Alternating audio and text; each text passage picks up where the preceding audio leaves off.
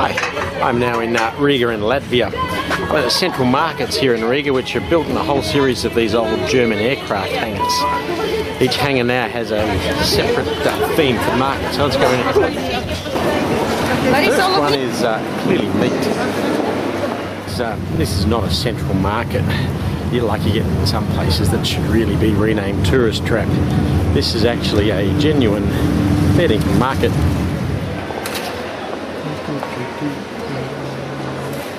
Second one is one huge delicatessen.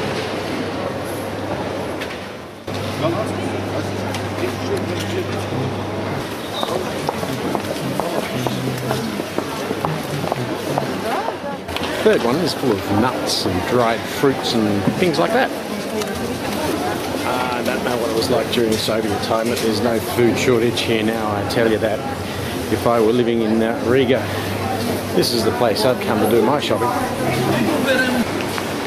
Fruit and veggies in number 4. Number 5. Fish and seafood.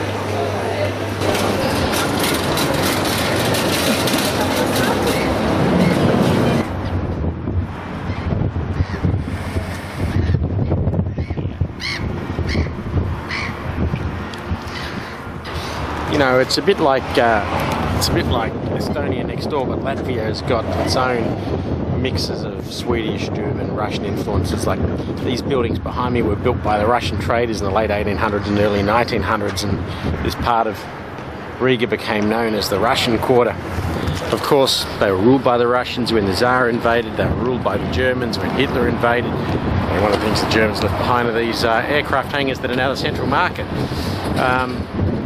And like Estonia next door, this country is now starting to develop its real independence for the first time.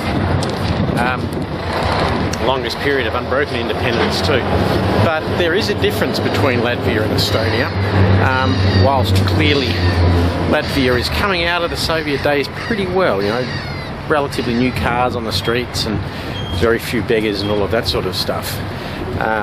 It doesn't seem to be doing quite as well as Estonia next door. Don't quite know why.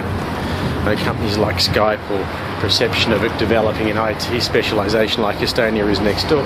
But it seems to be coming along. It's a member of the European Union, but doesn't yet use the euro. But, you know, doesn't seem to have many beggars on the streets, certainly by European standards. You see a lot more in Rome than you do here.